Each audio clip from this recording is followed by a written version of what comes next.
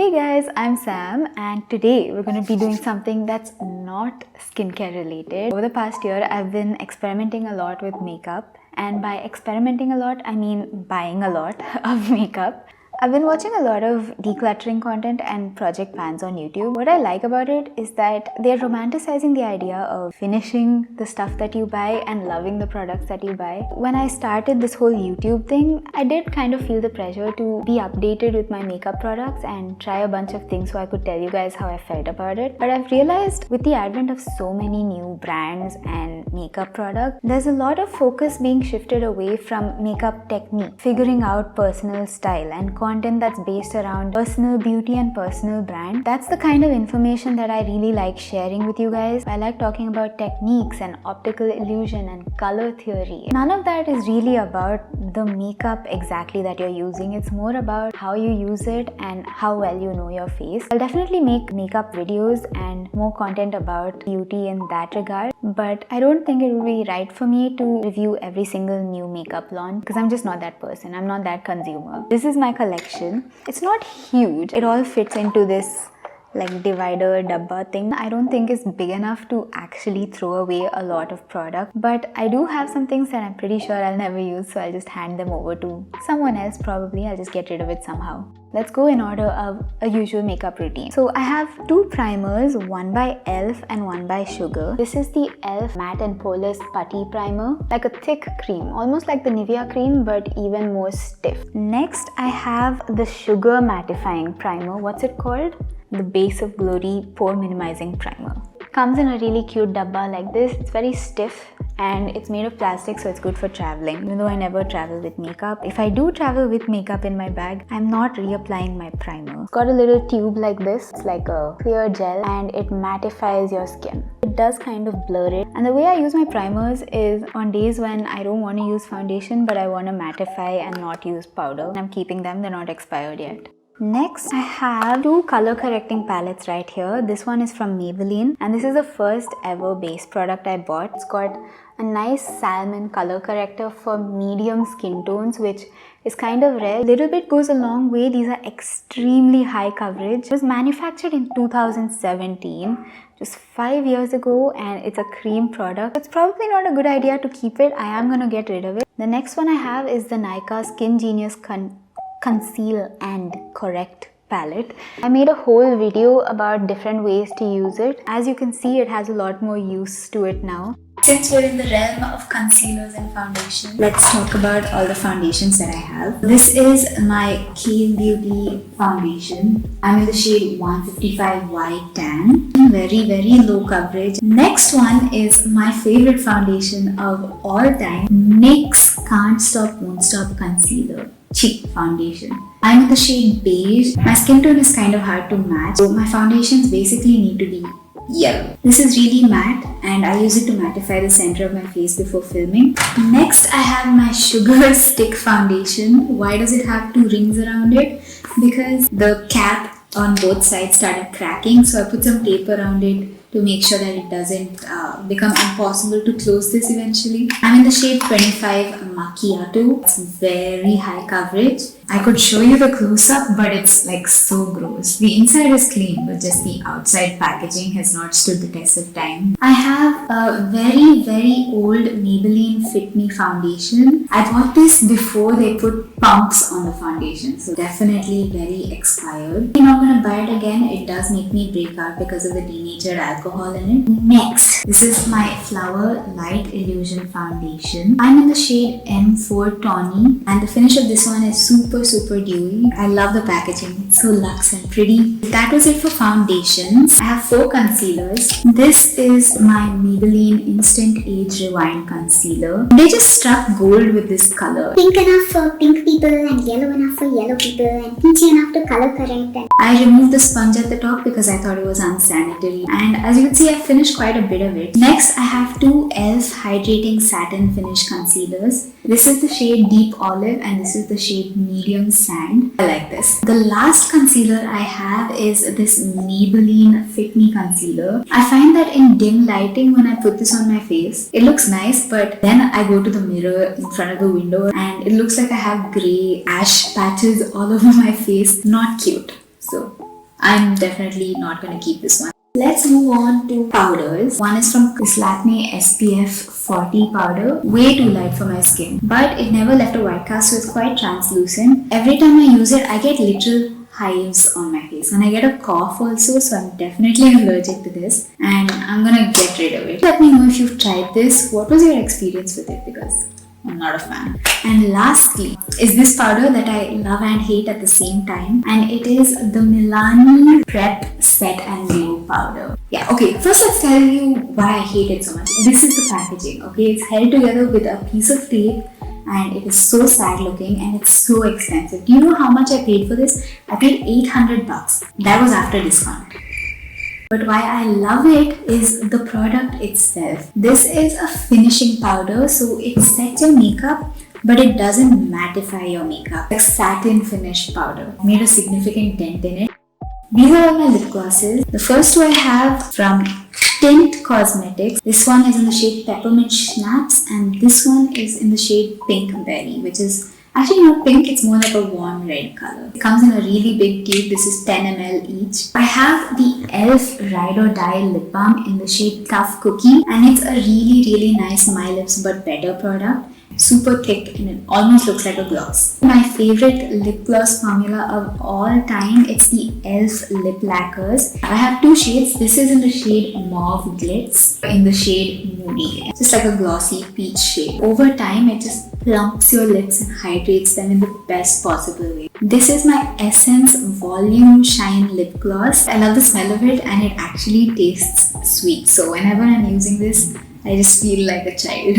The last two glosses I have been around for ages in my makeup kit. They're from this brand called Borghese.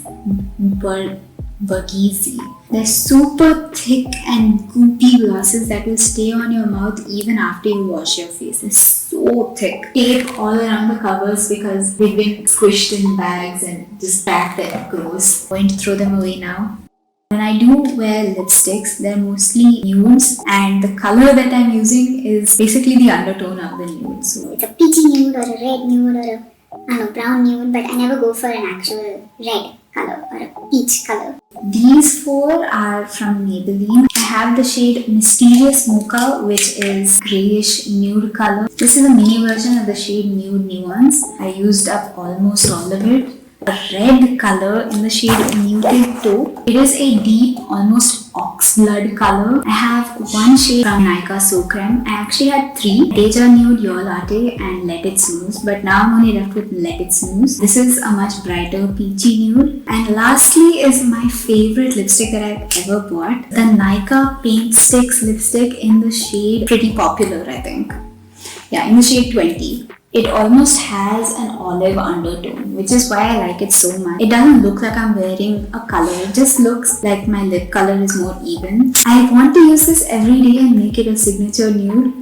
But I also want to have this color forever because they don't make this anymore. And the last lip product that I have is this Nykaa palette in the shade Bold and Beautiful. It's got a nice collection of colors. There's a peachy nude, some mauves, a red, a pink. So if you're a beginner and you have a brighter complexion that can handle brighter colors, then this is a good palette for you. This is pretty old. I've had it for 5 years now. The color I've made the most dent in is this pink one over here because I used it as a blush and as an eyeshadow and it adds so much freshness to your face.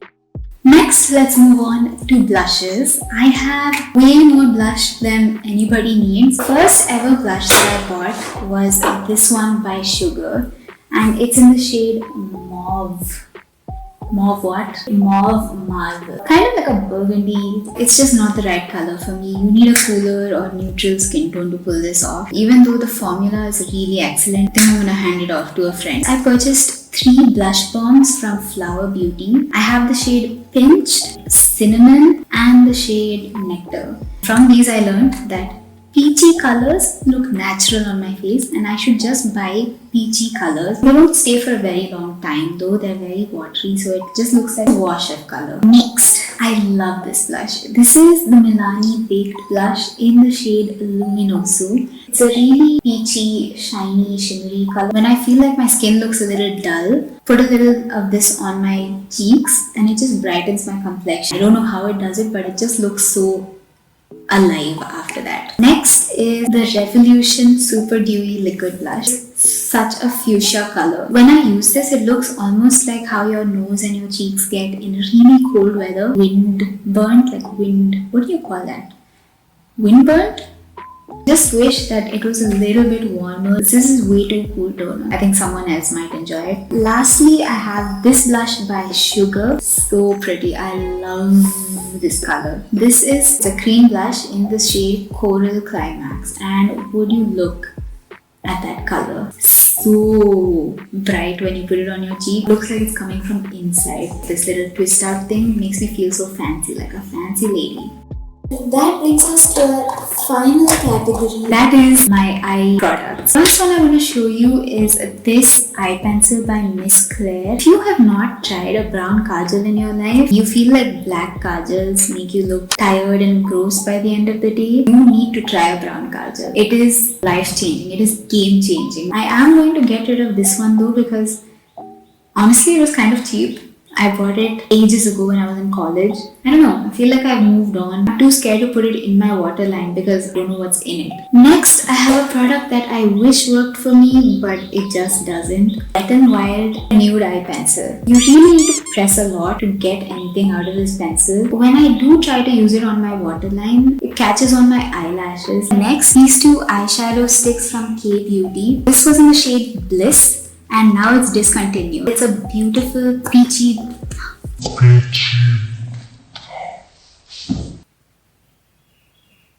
It's super opaque and it stays all day. The other shade I have is Indulge, red toned brown color. I have this e.l.f. bite size palette in the shade Truffle. Until I saw this, we did have quad eyeshadows, but they were all satin finish and or shimmery colors. This is the first time I saw 3 matte neutrals in a palette, so I had to try it out. I don't really know a lot about eyeshadow formulas, to be honest.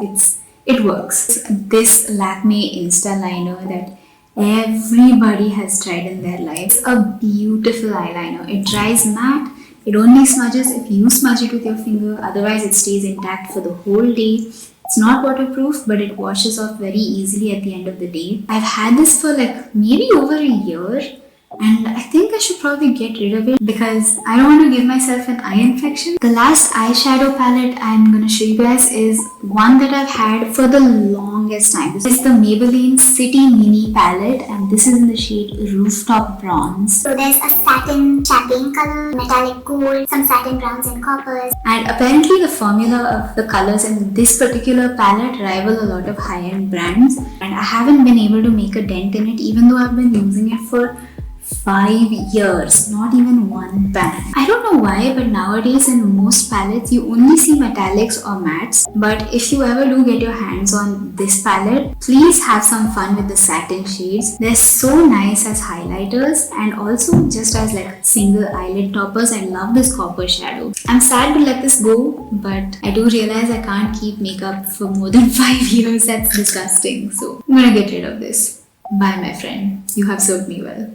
And the last things that I'm going to share with you are these 2 mascaras. I have one by Maybelline and it's their Lash Sensational Mascara. I love the wand on it. A silicone wand which I recently discovered were a thing, which I think is so cool. It grabs your lashes and separates them, but it doesn't pull them out, which I really like. And the other mascara that I have is this one by e.l.f. Gives you a very, very natural look. Just enhances your eyelashes a little bit. It almost has no bristles at all. They're very short. But this formula has become old and it's really clumpy now. And it's pretty old as well.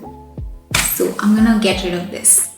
And that's it, you guys. Those were all my makeup products and which ones I'm gonna get rid of and which ones I'm gonna keep. If you thought it was not too shabby, subscribe so that I can see your face again. And I will see you guys next time.